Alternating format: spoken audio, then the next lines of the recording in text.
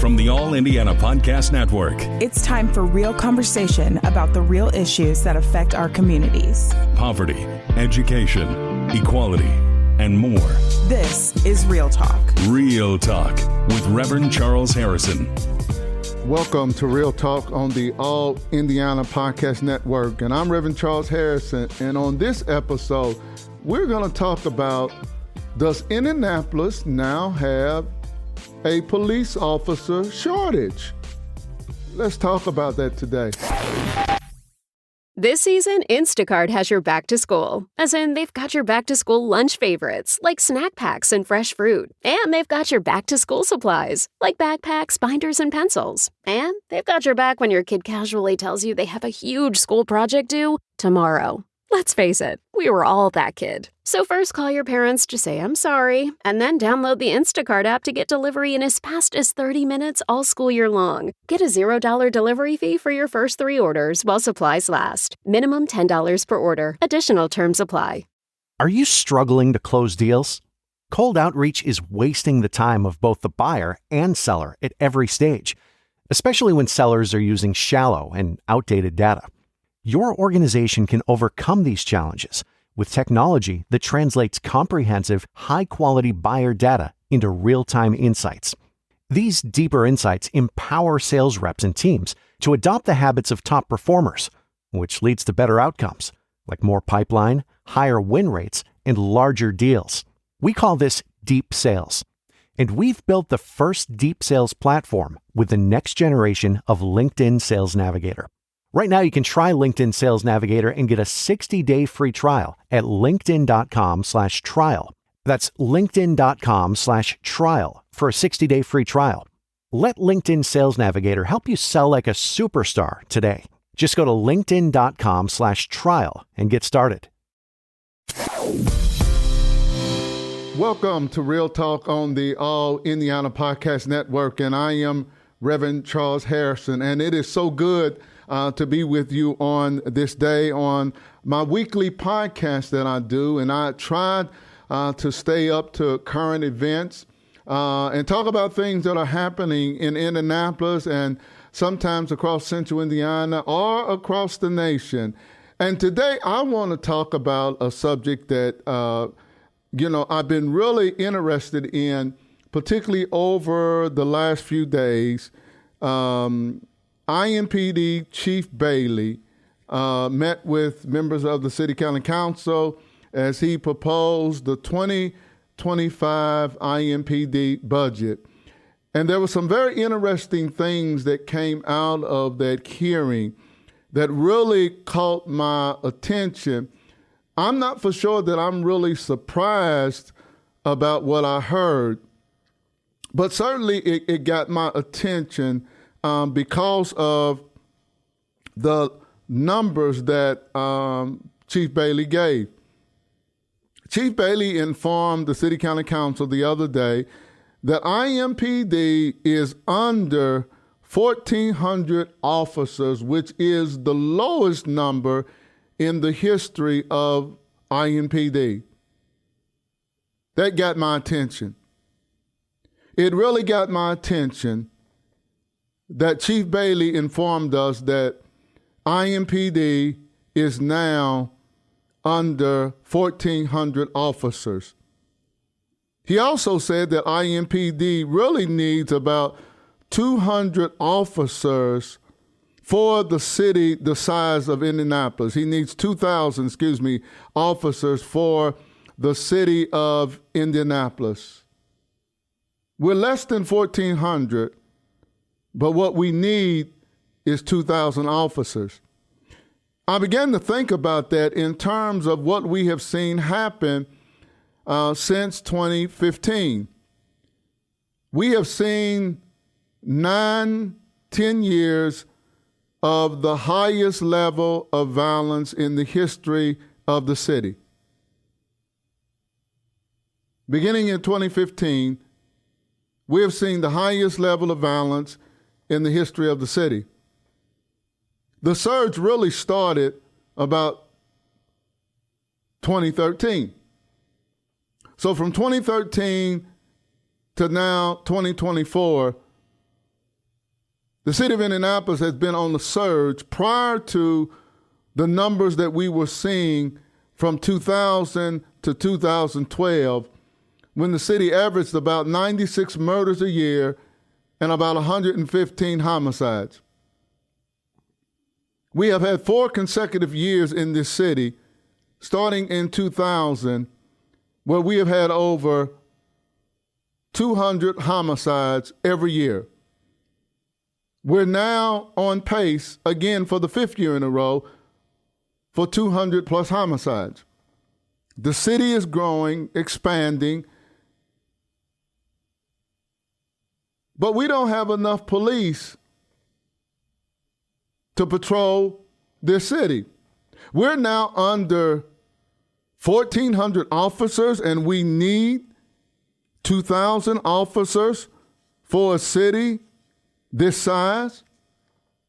Now, many of you know that I am very involved in violence reduction. I am the pastor of Barnes United Methodist Church, but as a part of the outreach that Barnes United Methodist Church does, we're in partnership with other churches trying to address one of the issues that are impacting the neighborhoods around our church, which is the violence.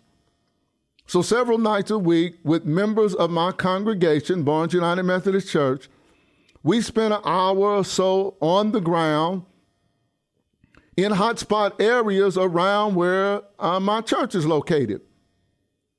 And I see a lot. I hear a lot. And I'm really concerned about what Chief Bailey said, because I think the city is in a public safety crisis. We are. Now, we have seen numbers go up and down from 2000 to 2014, 2000, 2021, 2020. We saw the highest level of homicides. The last few years, we have been down from that, but we're still plus 200 homicides a year. Many of those years, we've been above 200 homicides and 200 murders. But here we are now. We have more police officers retiring and leaving the department for other jobs, some even taking other jobs with other police departments in other cities. And our recruiting classes are not matching what's leaving. Now, I know a lot of nights, because I'm on the scanner, I'm listening, that they have to get officers, and even Chief Bailey admitted this, to work overtime in order for us to have enough officers on a shift to cover the areas of the city.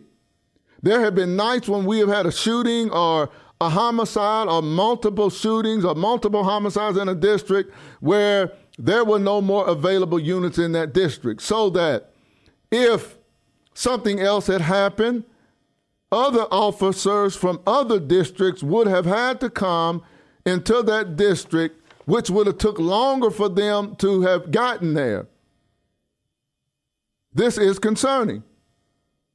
I'm hearing, and I was in a conversation today with some other people within IMPD and the FOP, that we could lose as many as 200 more officers. Some say that's a low estimate of what could happen over the next few years. We're not keeping up recruiting class with the number of officers that we're losing in Indianapolis. And here's what is troubling about this, is that if this is true and we continue to lose officers at the pace that we're losing them, if we lose another 200 or another 200 plus, we will be around 1,200 officers or less in the city of Indianapolis. How are we going to maintain public safety in the city of Indianapolis if we keep losing police officers? Are you not concerned about this? This is very troubling. This is going to lead to a devastating impact, I feel like, in many of the areas that I patrol with the Indianapolis 10-Point Coalition and what other pastors are doing in areas that are already seeing a high level of crime and violence. And if we don't have enough officers in those areas, because we also have to cover other areas of the city who may not have a high crime and violence problem, but they have to have police protection. And the more officers that we're losing, the size of some of the districts that we have in this city, how are we going to cover all of these areas with an adequate number of police officers so that we maintain public safety in our city? That is my concern. How are we going to maintain public safety in the city if we don't have enough police officers to patrol our streets? This is troubling to me. And what is not being talked about, and publicly as much as I have heard in conversations I've had, are we getting to the point now where IMPD may have to cut services? Will they have to cut services for non-emergency things that happen? If your car gets stolen, are we at a point now where you may have to go down to the district office to file that your car was stolen, a report? Are we there now? So if your car gets stolen on Friday, well, the office doesn't open up until Monday. So people have your car driving around Indianapolis in a stolen car because we didn't have enough officers to come to take the report that your car was stolen. Are we there now? Or are we fastly approaching being at that point where there's not enough officers for us to take non-emergency runs? We're getting there, if we're not already there. This is concerning.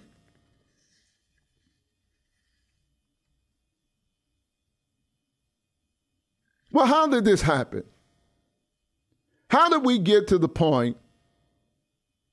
Because we have done a lot in this city. I remember when we had the merger of IPD and the Marion County Sheriff's Department. And when the merger occurred, it was to address the concern that we have now, so that we would have more officers on the streets of Indianapolis to be able to patrol the streets and keep our city safe. That's why we did the merger.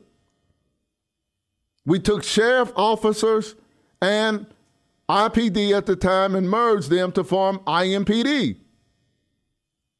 Well, here we are now, and that was during the Peterson administration. Here we are now, understaffed when it comes to the number of police officers that we need in this city, because if we need 2,000 and we're now a little below 1,400, that means we're about 600 IMPD officers short. How are we going to maintain public safety in this city if we don't have enough police officers? We're not going to be able to do it. You're not going to be able to keep asking officers to work double shift without wearing them out. We can't continue at this pace. It's not possible for IMPD officers to continue, some doing double shifts almost daily, so that we have enough officers to staff a district,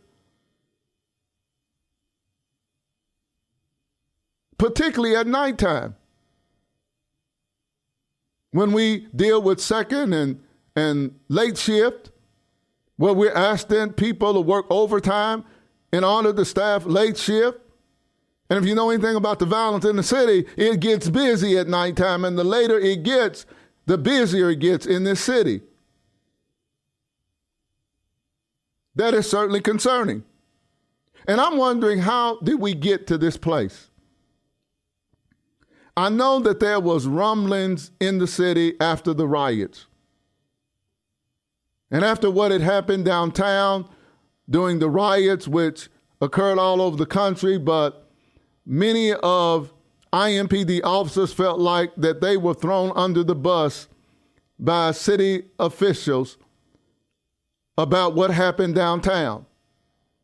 I know there are concerns that IMPD officers have about the prosecutor and some of the prosecution of IMPD officers when they felt like they were doing their job.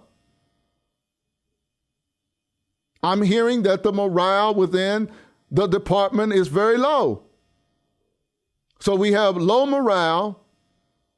They feel a lack of support from the city, county council, and other elected officials.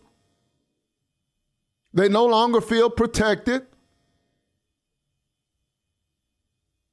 So instead of dealing with that headache, many of them have decided to retire and take other jobs.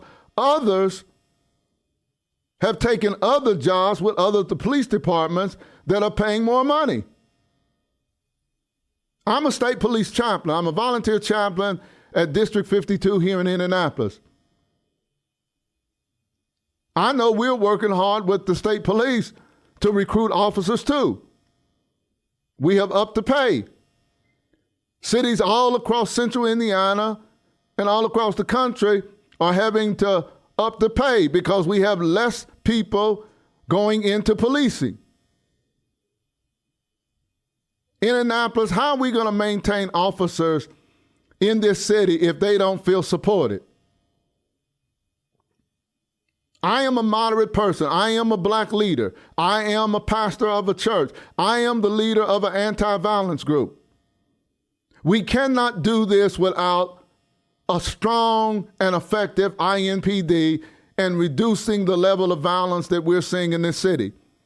If we want to get these numbers back down to where these numbers used to be in this city, where we were running around 96 murders a year and under 115 homicides a year, then we need a strong Indianapolis Metropolitan Police Department.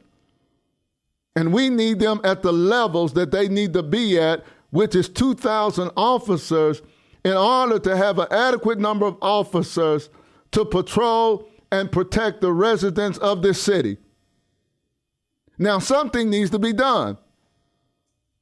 Now, I'm challenging some of you city county council members that are talking about now taking the extra money that is not being used because we have a shortage of police officers and doing something else with it. To me, that is crazy. That's nuts. We are already spending over $15 million a year. You can really say $20 million a year plus, and we're still at record number of homicides and murders in this city. So obviously that has not helped to reduce the level of violence back to where it was between 2000 and 2012. The numbers are nowhere where they should be, where they used to be as a city the size of Indianapolis. We don't need to be doing anything that even looks like it's attempting to defund police. I'm not interested in no reimagining policing.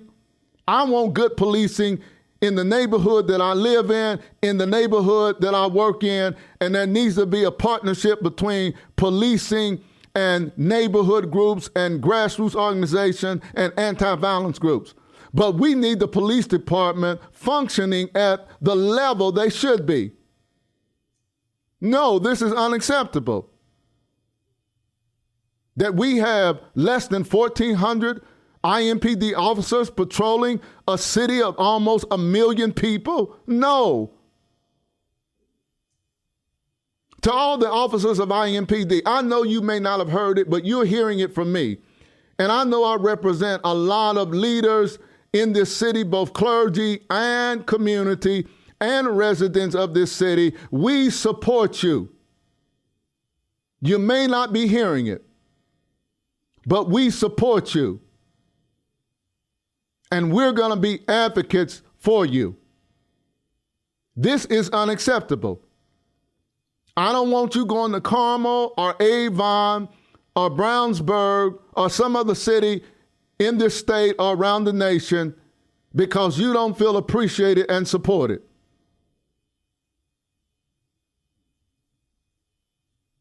You shouldn't have to deal with the headaches and the dangers of being a police officer without the support of this city.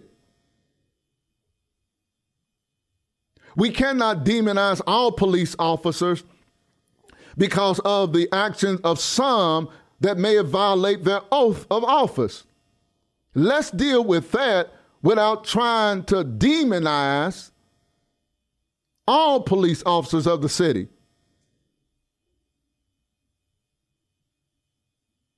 I wish I knew how to fix this, because my conversation today with those in IMPD and others that I had a chance to talk to, and some leaders across the country, because they're dealing with the same thing. How do we fix this? I'm not for sure how we fix it, but we have to fix it. And I'm willing to be one of those leaders that are at the table. The number one priority of this city right now is the retention of IMPD officers. That is the number one priority. We have to retain these officers. Then we have to begin to recruit officers, whether it be lateral movements or recruiting them to go through the academy, and we have to pay well.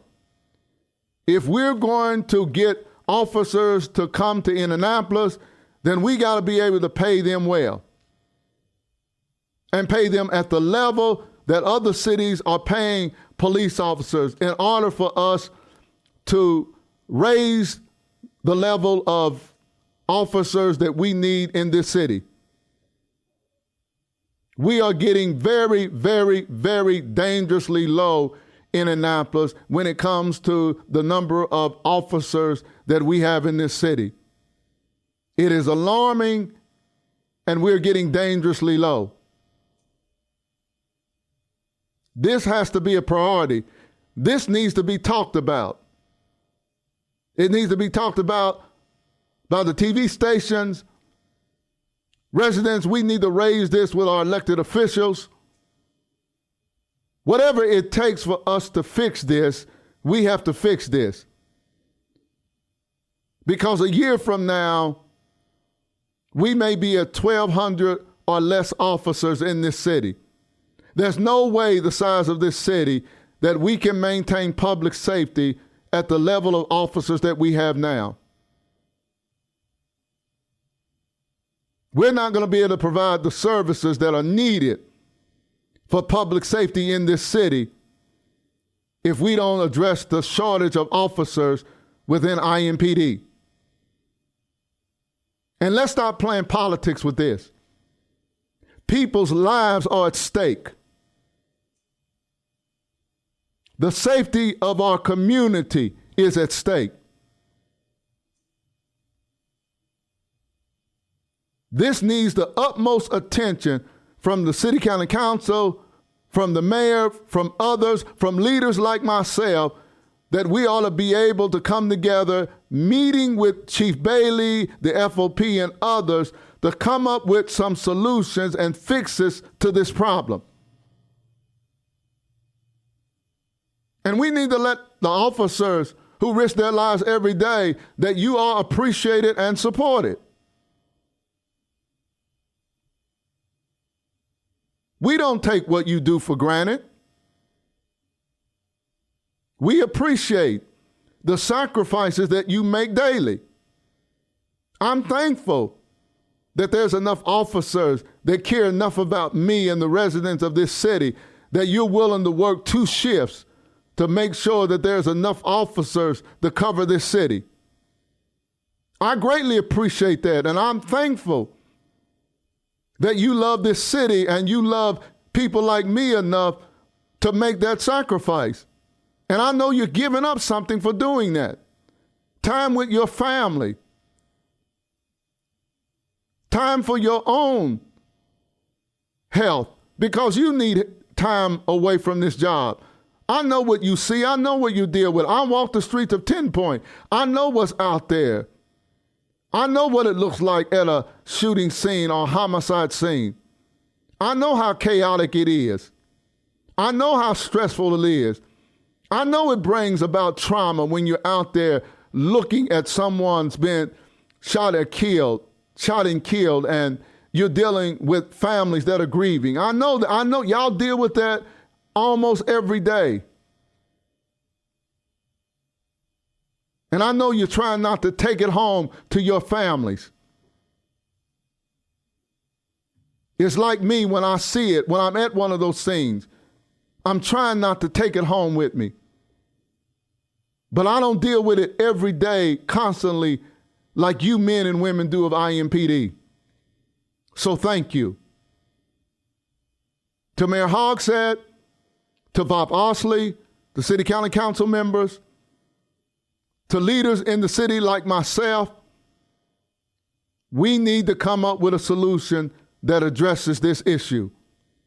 We cannot, as a city, allow our police department to continue to dwindle to these dangerous levels so that we have to cut services because we don't have enough police officers to serve the public.